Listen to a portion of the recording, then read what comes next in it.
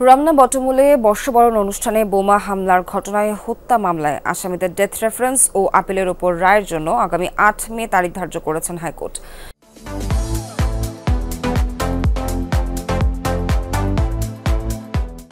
সকালে বিচারপতি মোস্তফা জামান ইসলাম ও বিচারপতি নাসরিন আক্তারের সমন্বয়ে গঠিত হাইকোর্ট বেঞ্চ রায়ের দিন ধার্য করেন। আসামিদের ডেথ রেফারেন্স ও আপিলের ওপর শুনানি শেষ গত 18 ফেব্রুয়ারি হাইকোর্ট মামলাটি রায়ের জন্য অপেক্ষমান রাখেন। আজ বিষয়টি আদেশের জন্য আদালতের কার্যতালিকায় ওঠে। আদালত রায় ঘোষণার জন্য তারিখ ধার্য করেন।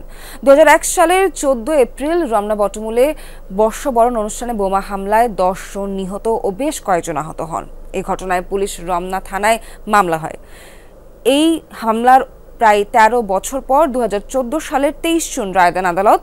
রায়ে নিষিদ্ধ জঙ্গি সংগঠন হরকাতুল জিহাদ বাংলাদেশের শীর্ষ নেতা মুফতি আব্দুল হান্নান সহ 8 জনকে মৃত্যুদণ্ডাদেশ ও 6 জনকে যাবজ্জীবন কারাদণ্ডাদেশ দেয়া হয়।